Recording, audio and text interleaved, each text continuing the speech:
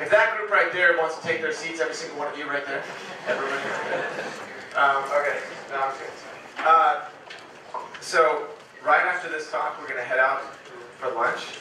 And lunch, when we go out, is just go right here until it dead ends. You go left, and you will see the amazing smell in the air. And you can walk right over there. We'll have lunch over there. But right now, we're going to hear from Sheldon. Super cool guy who runs a company called Ugmon. After dropping out of medical school, he moved on to pursue and fail at a PhD in Queen's etiquette. And he also likes meat jam sandwiches. So please welcome Sheldon.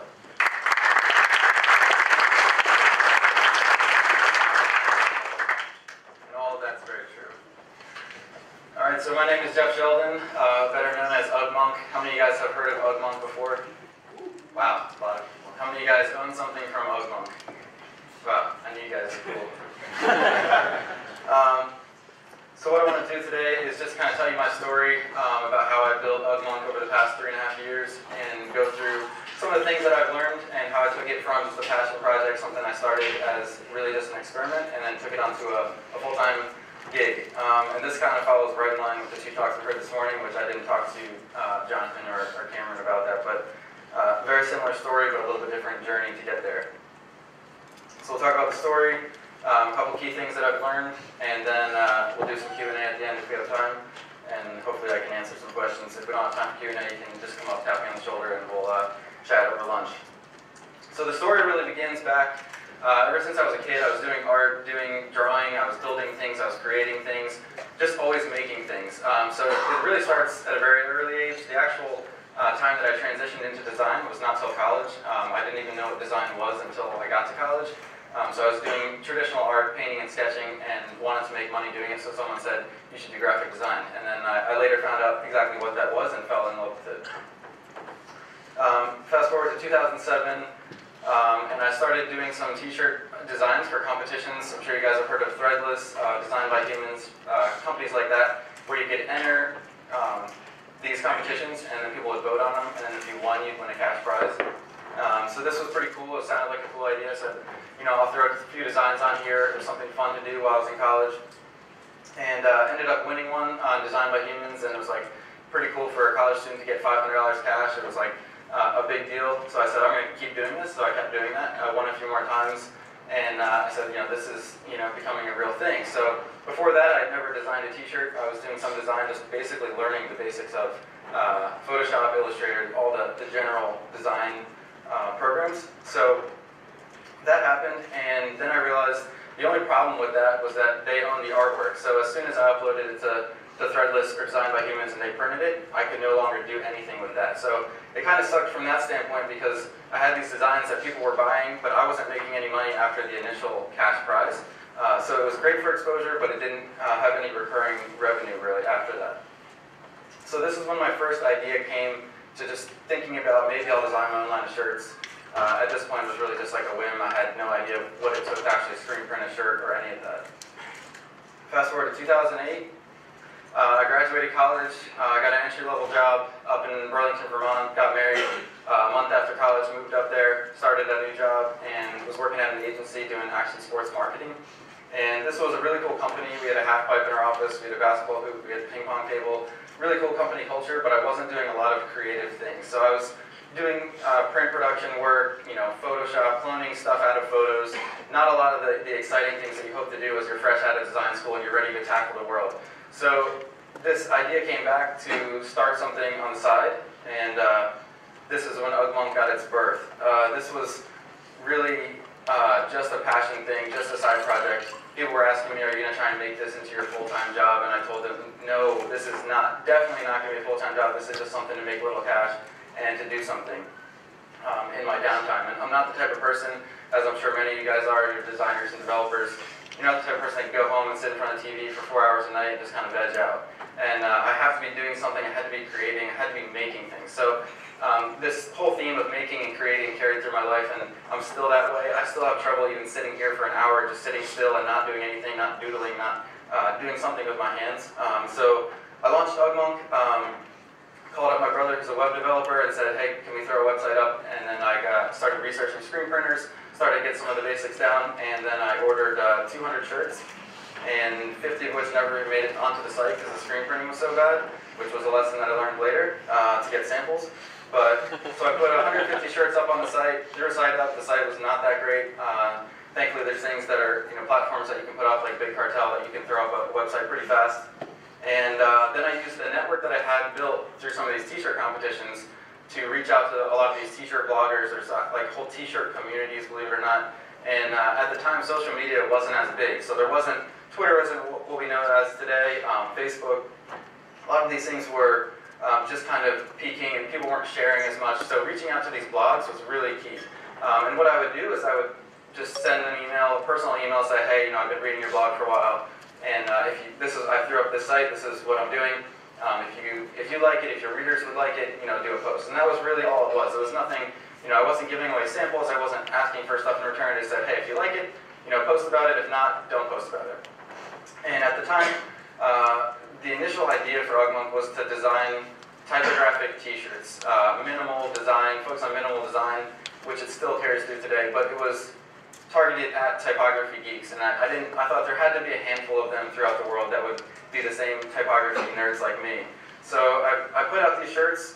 One of them, which I'm wearing today, was one of the original designs, and I just thought I'd see what happened. And I got posted on a few blogs, and started selling shirts, and I had no idea how to ship anything. I didn't know about shipping internationally. I didn't know all of the logistics that go into it, which we'll get into more. But this was my original office, which is not much to look at. It's a mess, but I thought it's always interesting to see where it all starts. So this was our one-bedroom apartment up in Vermont. You can see it's not very glamorous at all. I think I have a picture of I don't have it in here, but I can show you a picture of what my office looks like now, and it's a little bit upgraded than that, but there's still t-shirts everywhere. This is some of the original inventory. So we set up shelves in our loft there in our apartment, and this was when the inventory was low. The shirts quickly filled up these shelves. We expanded it, and there were shirts in like every single room of our house. Thankfully, my wife was okay with that. We had shirts piled high in our bedroom. We had pretty much every room except for the bathroom and kitchen. So if you walked into our house, or our apartment at the time, you'd probably wonder what kind of crazy guy is living here. So things started progressing. Later in 2008, I sold those first 200 shirts, or sold most of them.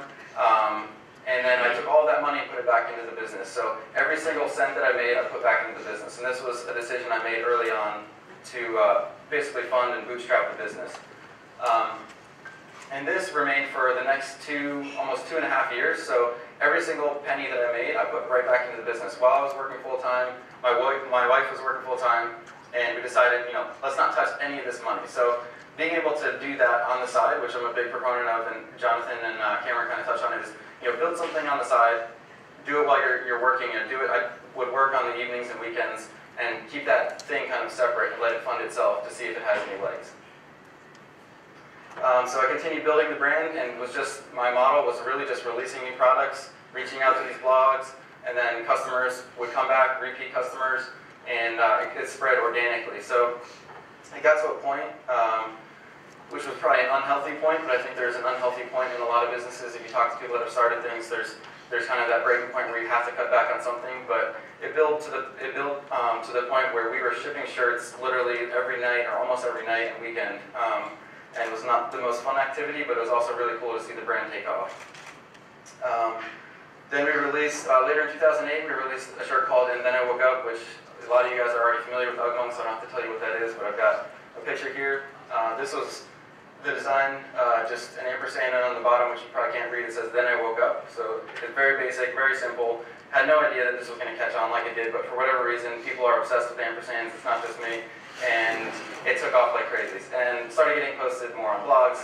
Again, spreading virally, people asking, where did you get that ampersand t-shirt? And this was, I guess you could say, the tipping point of what actually took, the sales started to really pick up and take off. This is what it looked like after packing shirts for a day or two. We take them to the post office. We have bags full, then it got to be cars full, and it got pretty insane. And if any of you guys have shipped physical goods, I know I was talking to some of you guys, you know how much work it is to actually ship something physical in the mail, take it to the post office or UPS, and actually do that. If you haven't done that, don't underestimate the time and effort it takes. Shipping something digital, you have to support it, and there's a lot of time involved. But physically moving product, worrying about it getting lost in the mail, all this kind of stuff, is grossly underrated. So it's exciting. It's exciting to ship out this many items, but it's also really just comes down to a lot of grunt work. This is what started happening. Shirts were piled high everywhere, taking over our house, like I said. Continue just the same model of building the brand, releasing new shirts, all focused on the same mentality of typography and minimal design, which still remains true to this day. There's still shirts that I'm selling today that I designed 4 years ago.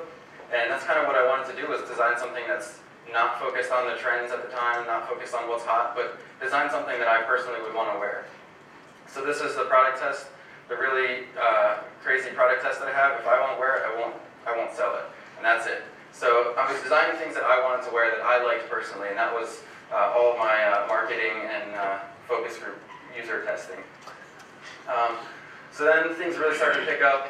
I guess in 2009, we're getting a bigger collection of products, and we started shipping globally even more. I guess even from the start we were shipping globally, but started to ship to all these countries I've never heard of.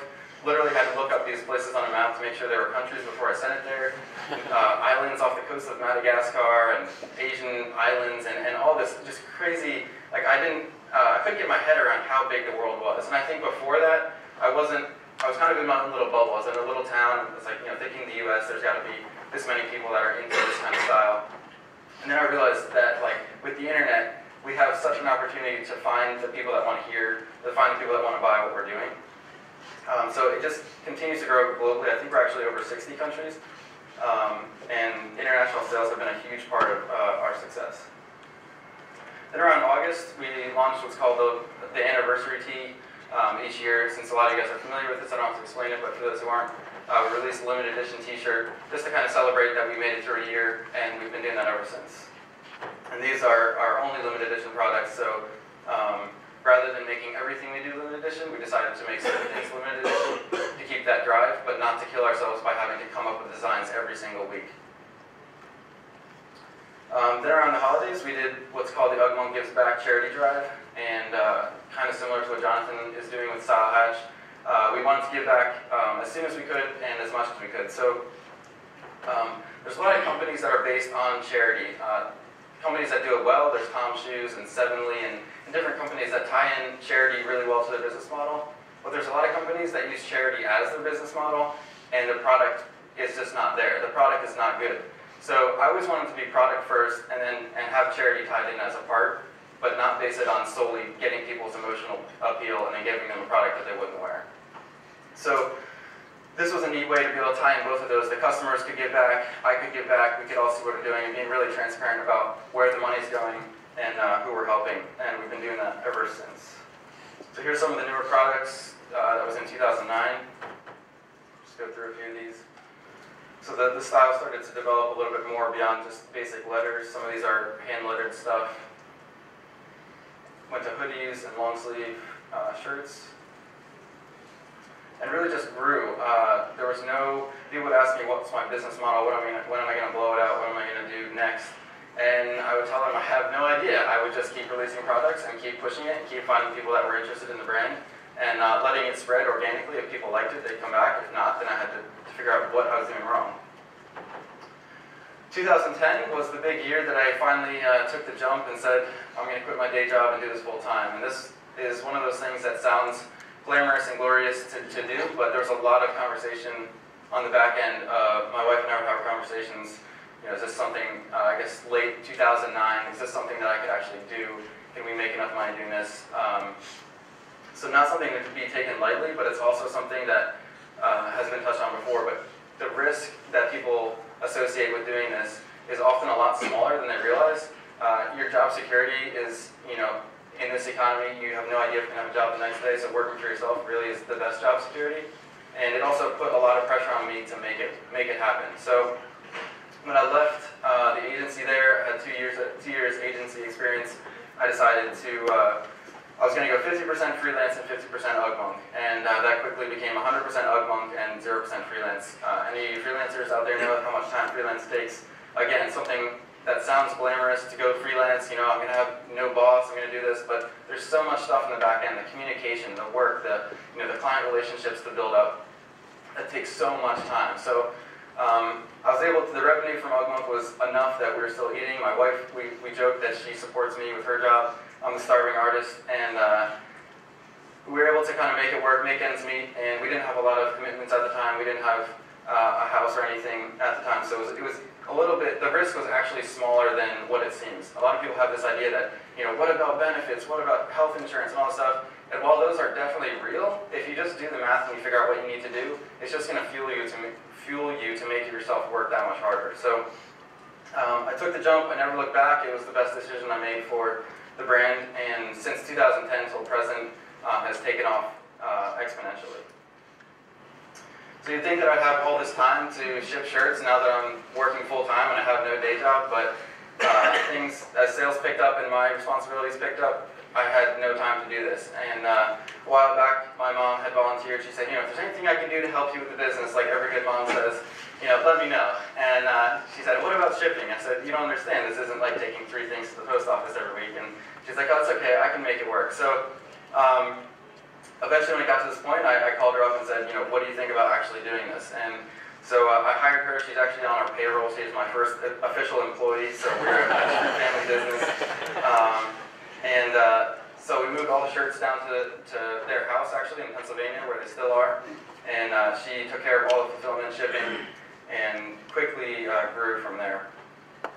Then I moved back to Pennsylvania, where I was from. So I was in Vermont. I moved back to Pennsylvania just to be in a more central location, closer to family, closer to metropolitan areas, New York, Philly, DC. Just from a logistical standpoint, it just made a lot of sense. So we did that a little bit later. And then the shirts quickly grew out of the bedrooms that they were storing all the inventory, and we had to finish off their basement to turn it into the Ugmonk warehouse, which I'll show you a few pictures of here. But this stuff just kept happening, and we kind of said, what next, and we're actually at the point now where we're kind of growing out of their house, and we're going to have to look at an actual warehouse to store things. And later in 2010, I expanded beyond just t-shirts, paper goods, screen printed posters, got a few of them here, even a coffee mug that went along with the whole. And then I woke up theme that had really become part of the Ugmonk kind of classic. And this was something I wanted to do. I had this idea in my mind ever since I started to kind of branch out beyond t-shirts. T-shirts was the thing that I knew at the time. I'd kind of been in that industry, so I started with shirts, but I wanted to be able to branch out and do other things. I never called it Ugmonk t-shirts. I didn't call it Ugmonk apparel, Ugmonk clothing for a reason. Because I knew that I didn't want to limit myself. If there came a time where it did get to this point, which it did, that I could broaden my inventory and my product offering. So I started doing these. A lot of the same designs, but using them on different things. There's people that maybe they don't wear t-shirts or they don't like t-shirts, but they love posters or they love sketchbooks. So just kind of adapting, but taking that same mentality and style that I was doing, really, really simple, really basic. The comment I get most of the time is, yeah, I could do that. And my answer is, yeah, but you didn't. So there's nothing technically crazy about most of the designs that I'm doing. It's more of an art, I guess I would say, when you see, some abstract painting, you look at it and say, you could do that, but if you weren't the one that did it, then the other person is the one cashing in on it. Here's some of the more recent products. These were some of the newer shirts. And I worked with a photographer for all these, based out of Brooklyn, named Colin Hughes, who's amazing. And he did some of the lifestyle shoots to really give Ugmonk, beyond just product shots, to give it a real feel and lifestyle.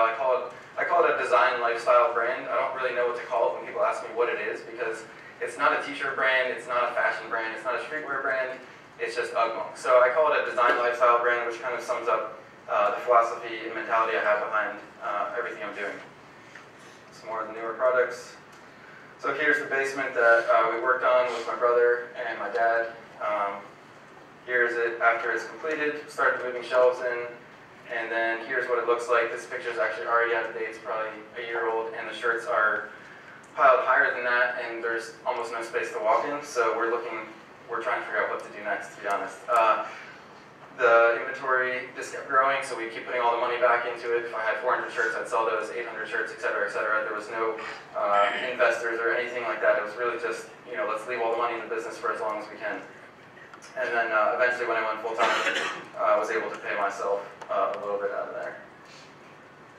2011, I introduced what I call the premium line, and these were items just at a higher price point and even more unique and different that you would find in your average store. So I did these handmade leather journals. I worked with a lady in Indiana. She hand makes each one of these things, and just really cool to find people, other makers and other people that make stuff that can make really cool product, but they maybe don't have the marketing or the design side. So I partnered up with a bunch of people, and I've introduced that. I didn't know how it would go. Again, kind of just putting it out there to seeing if people would buy it, and got a great response, and continue to do that and continue to build the products beyond just t-shirts, which I have a list of ideas that I'd love to do someday, but it's kind of a slow and steady process rather than trying to blow it out and do it all at once. Later in 2011, I released the Mountains tee, which I saw somebody wearing here. Someone has it. Got one guy here. I saw a couple people have it on, and that's become our best-selling t-shirt for the last year by far, almost 2 to 1. And it was one of those crazy things that it just latched on. People love the simplicity. I still honestly don't know what I did that's so catchy about it, but people love it. And it was one of those things that if you just keep putting stuff out there and you're going to stumble across something that really connects with your audience. I didn't have any mathematical equation behind it, or the ratio or anything like that. It was just another design that I personally liked and put it out there, and has become our bestseller for the last year. Then we did some in-person shows in Brooklyn, Philly, San Francisco. If any of you guys are from New York or New York area, we're going to be in Brooklyn again in a couple weeks on June 23rd, 24th. We did these craft shows more of a way to broaden the audience as exposure. It was never going to be our main model to do these craft shows, go around the country and do 20 or 30 or 50 of them a year, because they're extremely tiring and a ton of work. But it was really cool to meet people, to put a face with the name. A lot of the people that had bought shirts came out, just to say hello, shake my hand, and really just connect with my audience. And that was a really, really cool thing to do, and something that we hope to continue doing, since being an online business, I never get to meet most of you guys. And any of you guys that have bought something from me or heard about Ugmonk, I'd love to talk with you and just hear the story about how you found out about it. I love hearing those stories. So this past year was 2011 holiday season. We were able to donate 5,000 meals to the charity drive. Just awesome. I mean, for a company this young and for us to be able to do this and help in this way was just really cool. So I'm hoping we can beat that total this year and hopefully double it and go from there. But again, just trying to be really transparent that I am a for-profit business. I'm not trying to trick people into saying, buy something, I'm giving it all to charity. And while if you can do that, that's great. But I wanted this to be a part of our business. I didn't want it to be our business. Here's the leather journals that I was talking about. And this ampersand was something that I had custom designed for these journals, which you'll see has later been carried into a bunch of other products and become almost a brand mark. Here's the stitching on the journals. Again, just something really unique. It's a really niche thing. If you're into journaling or sketching, you'll appreciate these from a different standpoint than the average consumer. Here's the mountain shirt. This is the one that's become a bestseller. Here's our booth set up at Renegade last year, so if you're going to be there this year, look for the big blue banner. You can't miss it. And it was fun to design a physical space. Designing a website is one thing, but designing an actual physical space and figuring out the layout, figuring out how to get customers engaged in things was a completely different thing than designing the website. So it was a fun challenge. I tried to take the same approach as we do with the website to keep it really clean and really straightforward. Here's some of the 3rd anniversary packaging. This was a limited edition set that we did. Laser engraved leather coasters on the right, and then special packaging that the t-shirt came in. We did a limited run. They're sold out. They're completely sold out. So the 200 people that have them in the world are the only 200 people that will ever have them for good. Here's a shop in San Francisco called Destructure. If you guys are from San Francisco, you might know this store, but we did a special art show there. We got to hang a bunch of screen printed posters, and there's a big ampersand we got to paint on the wall. They let us take over the store for a short period of time, a couple weeks, and basically turned it into an Ugmonk store, which was awesome. Here's more of the product placement. And then I had these signs made for that show. I wanted to really tie together the whole experience so that when people walked in, they knew what they were looking at. They knew kind of what the layout was showcasing. Then I had this ampersand made, which was the premium ampersand, which you saw in the journals. And I used it as the focal point when you walked in the door. This was the first thing that you saw. And little did I know people were going to want to buy this thing. I had one of them made. I had no intention of ever selling them, but people walked in and they said, how much for that? I said, well, the shirts are for sale. I need that for my shows. And they said, no, how much for that? So I said, well, I can give my friend a call who made it, who did all the hand finishing and the CNC router, and I'll see what I can do. So a little bit later, I released them on my site. They have nothing to do with the t-shirt or anything, but it's the same mindset of all the rest of the products. It's the simple, unique quality. And there was a magnet in the bottom that balances it on the steel plate there. So this is an art object. It's nothing that I ever imagined doing with Ugmonk, but I've kind of just adapted to what people are looking for and what people are interested in. And I think that's a big part in whatever you're doing. Here's a time lapse. I don't know if you can see that. Just from sketch to finished design. This kind of shows you a very, very brief overview of the process.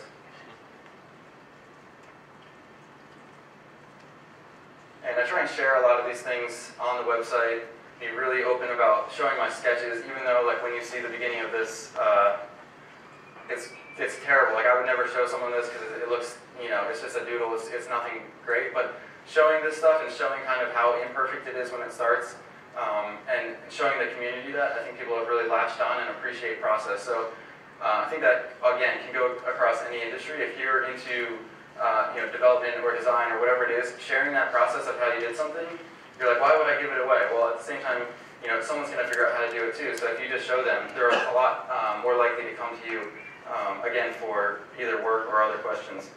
So sharing the process has always been part of what I do. Here's another time lapse of a tee called Don't Just Stand There.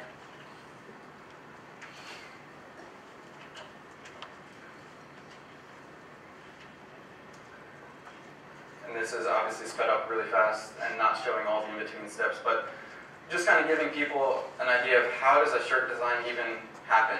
A lot of people, most of you guys in here, you're designers, or you're at least familiar with the design process. You understand that there's someone behind the scenes doing this stuff. But the general public, they have no idea how a design gets on a t-shirt or how it's designed or what do you use. People always ask me what programs do I use and what's my process and all this stuff.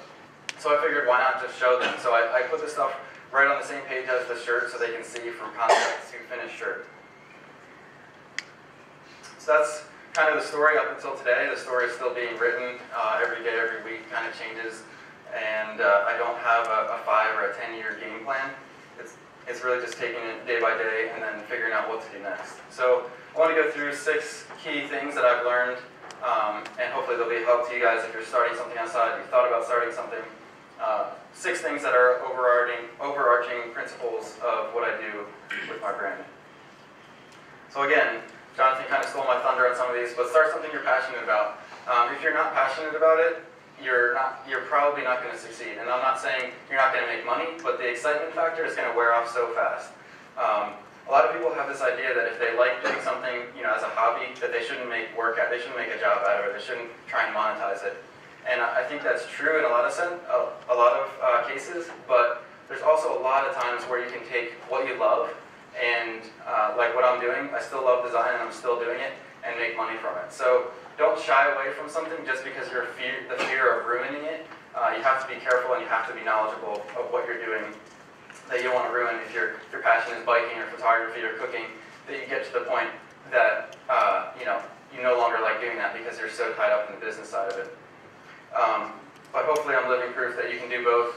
It's not all the glamorous side, but doing something that you're passionate about is going to fuel the business beyond that initial burst of, I've got a great idea for this app, it's going to be awesome, and then a week later you realize, it's not as awesome as I thought because it has nothing to do with me. It's, selling baby strollers or something that you could care less about. So find that one thing that you're passionate about.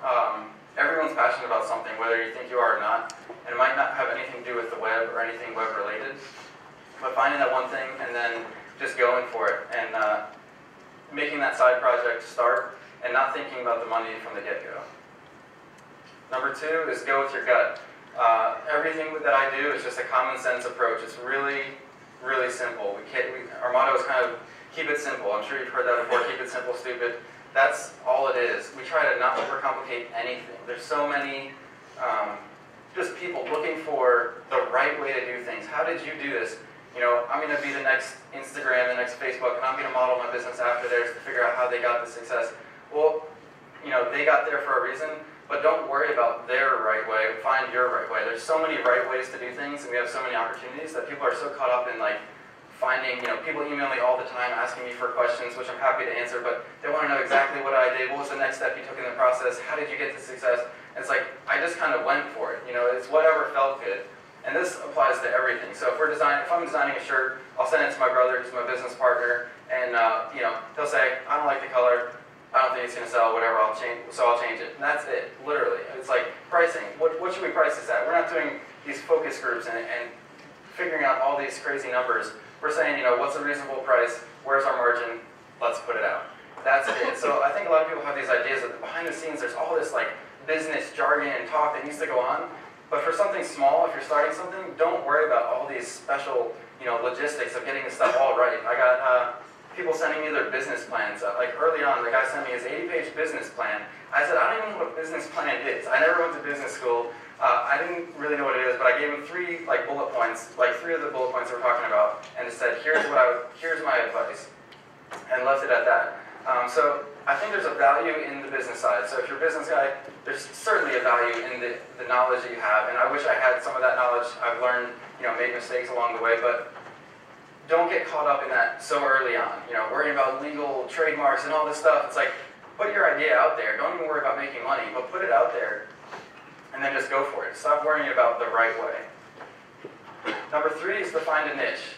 Again, this stuff is probably, none of these are probably new things that you've never heard before, but they're all things that I try and keep in the forefront of my mind when I'm doing things. So when I started UgMonk, I wanted to find people that were into typography as much as me. And I thought there could be a few, maybe a handful. Little did I know there's a lot more.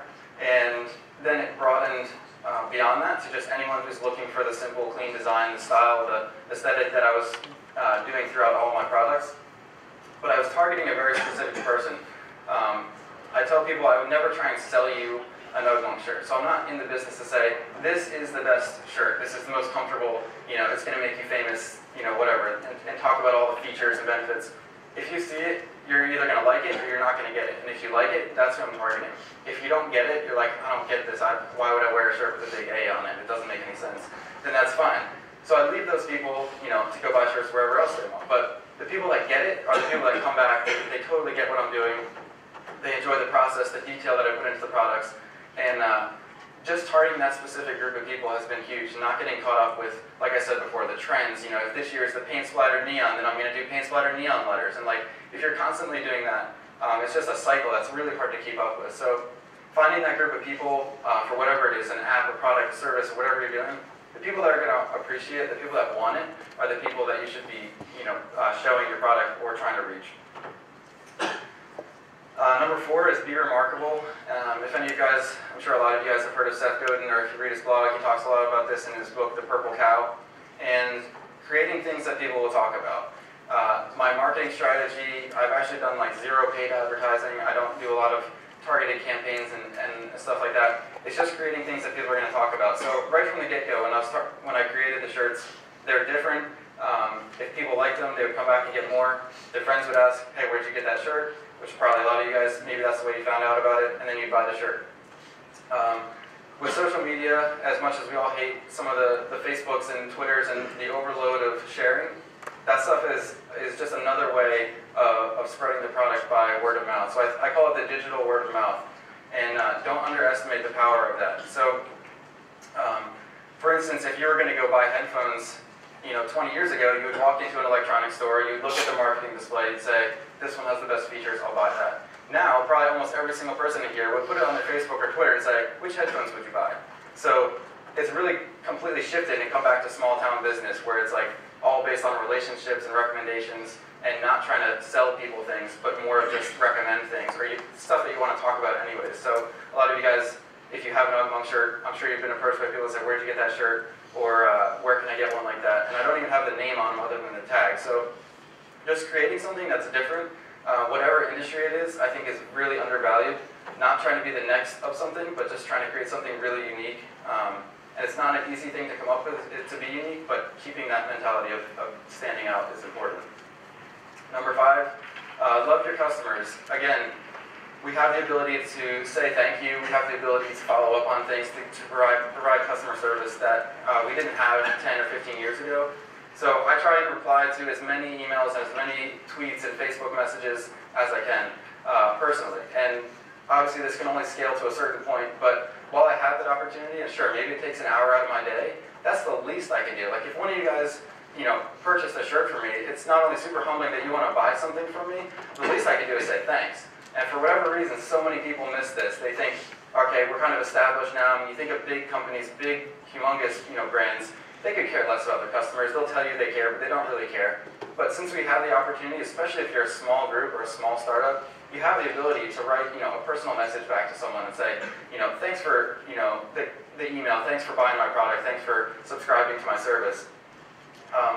So again, this is just really, really basic stuff, but stuff that people miss all the time. All of a sudden they get this idea, that this ego that, people should be flocking to them, and, you're all over the web now, so you're a big web celebrity. But it's really completely opposite. We're all human. We all, it's all one-on-one. All the shirts, all the products that I ship are going to a human on the other end. And if I can say thank you in some way, I want to be able to do that. The other thing is just being transparent. If you mess up, if we send someone the wrong shirt, if the shirt falls apart, if something goes wrong, we're not going to try and make up an excuse that, some long thing about the production was their fault, they washed it wrong. It's like, we're going to send them a new shirt. That's it. I mean, it's really that simple.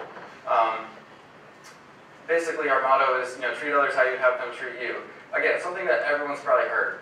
But if you actually put yourself in the shoes of that person who's frustrated or maybe had a problem, maybe their order got lost in the mail and they're saying, I just paid $50 for this to be shipped overseas and I want this product. We're not going to say, sorry, you lost it. We're going to ship them another product. I mean, if I was in their case, I'd want the exact same thing. So really, just back to the basics, being really honest and being really open about how you operate your business is really important, just being human throughout that. And then the last one is just hustle. I think the biggest thing that's underrated or overlooked in starting something is the amount of hard work that goes into it. So a lot of people come up to me and they say, man, you get to sell t-shirts for a living, you work from home, this is like the dream job. And it really is the dream job, but there's so much work that goes in behind the scenes. Again, if any of you guys have screen printed t-shirts or tried to ship a physical good or even shipping digital product, you know that it's not the 10% or the 2% glamorous side of the press coverage and all the, the popularity. You know it's the 98% when you're home on a Friday night answering customer service emails and all your friends are out partying. So not to discourage you from that, but also just to keep that in mind that the reality of it is starting something, but the fun part of it is going to be there and the whole process is fun. But there's so much hard work that goes into it behind the scenes, the legwork, the post office trips, whatever it is that people forget about. And that's usually when people quit, is they realize, oh, you mean I can't just design the shirts and put them on a website and they're going to sell? That's what you did. They see the success. So you see the success of things like apps like Angry Birds, I think it was, or one of the apps where it was their 50-second try to create an app. The 51 times, maybe it might have not been that app, but 51st times of this app developer were complete failures. We don't see those 51 failures. You see this one thing, you're like, I'm going to make the next Angry Birds app. I'm going to make the next t-shirt company. So I think just a reality check on how much work goes into it beyond the glamorous side. Don't get me wrong, like the whole process in the end is worth it, but the biggest misconception is that this guy sells t-shirts from his house all over the world and he's making millions of dollars, which I'm not making millions of dollars, but that's the kind of the outlook when you read the story or maybe you hear it from a friend and you want to try it yourself. So again, all of these are really basic. None of them are probably new to you, but hopefully they're good reminders to you guys. And from real life experience, from what I've been through the last 3.5, almost 4 years, can be encouragements and hopefully a reality check for anyone that wants to start something. So we have a few minutes for Q&A if anyone has questions.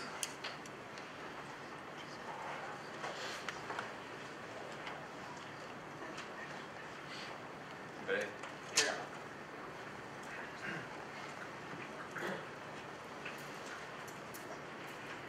Alright, so you talk about being the type of person who always has to be moving and is always thinking and wanting to do stuff, and then also having a really common sense approach on what you do next. So how do you decide what to focus on next? That's a good question and something that I struggle with a lot because, like I said, I have these lists of ideas or I have these concepts that I want to do.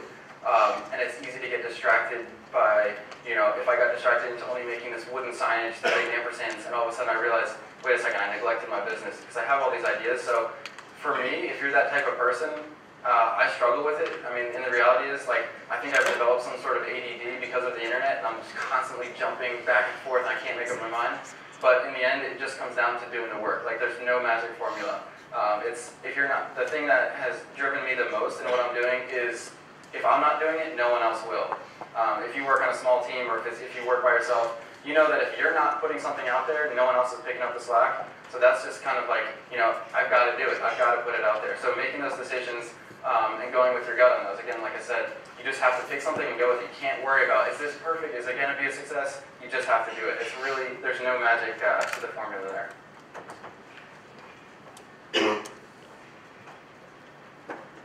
Where did the name Ugmonk come from? I have a feeling that would come up. So the actual origin of the word is a secret, and we kept it that way, at least until for a while, and maybe we'll do a bigger reveal sometime, and y'all will be really disappointed. But the way that we landed on the word Ugmonk, again, was really a funny story. So I wanted to put these shirts up back in 2008. I wanted to put this site up. I had to name it something. I had to brand it as something.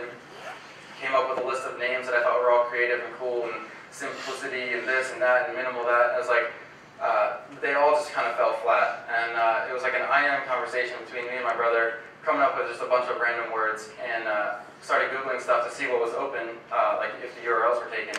And Ugmonk happened to be open. There was like 2 results or something from Israel that was in some other language. And so we grabbed the URL and said, maybe this actually could work. And has been one of the best decisions we made, actually, because if you search Ugmonk, there's like, I don't know how many results, there's like 30,000 or something results that'll somehow make their way back to Ugmonk, and there's no other Ugmonks out there, at least not that are, unless there's knockoffs out there, but there's people posting about this that'll all come back to our brand. So there's a lot of value in picking a name like that, but I can't say there was no secret formula between like, how did you come up with such a unique name? And some people struggle, you go through these processes, these word games, trying to figure out what's the best thing to name the company. But in the end, we just picked it. We had no idea that it was going to be a business or a brand or anything at all. So I'm glad we picked it, but we didn't have any deep thinking behind it.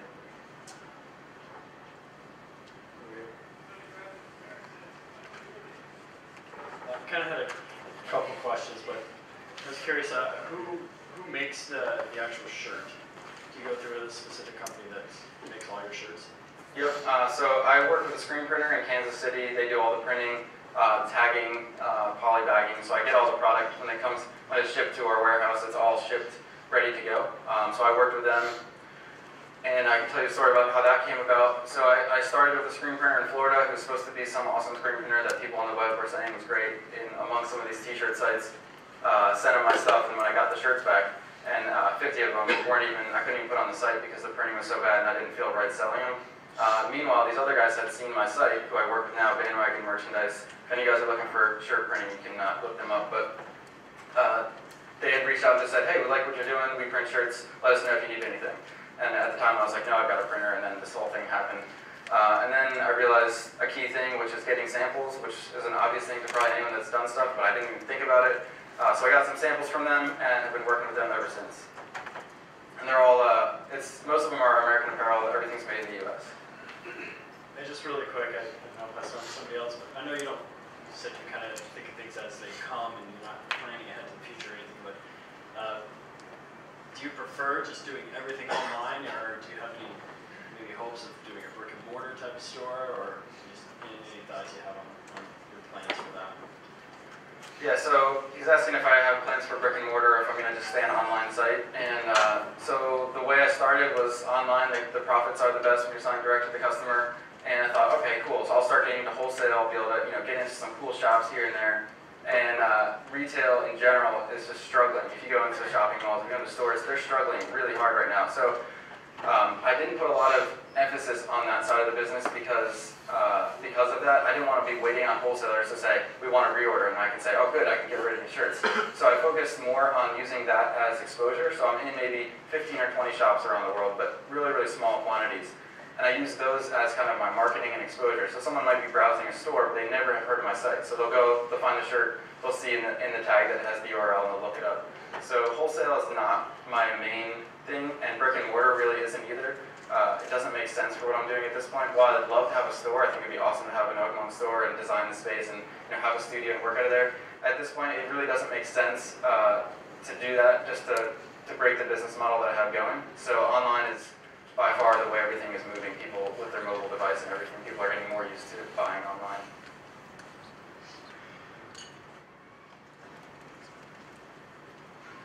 Jeff, what are some of the lessons you've learned from managing inventory? So another company that we designers like to buy from, Renegade Pixel Workers, has been very specific on why they don't. They go with the pre-order approach, so I'm just curious how you manage that. Yeah, well, managing it is a task in and of itself, keeping things, stock levels, inventory counts. Just like if any of you have actually worked retail, you probably have more knowledge in this aspect of it than I do, but managing that stuff is really tricky, especially with shirts where you've got 8 variations of sizes and you're trying to figure out which ones are going to sell out the best. But the only reason I stay away from the pre-sale side of it is because I want people to have the product as soon as they get it. So if they land on my site and they see a shirt and they're like, this shirt's awesome, I gotta have it, they're going to buy it. I don't want to make them wait 4 weeks, and that's really the only reason I don't do pre-sale. It'd be a lot easier to do pre-sale, honestly, because I wouldn't have 8,000 shirts piling up in my parents' basement. But it would be... I guess it takes away from kind of the emphasis. When you go to a store and you buy something, you want to wear it, the next day. So I like that fact of having it in stock and even having some of the limited quantities, so people know that they can only get it at a certain time, even though it's a little bit different approach than Pixel Workers.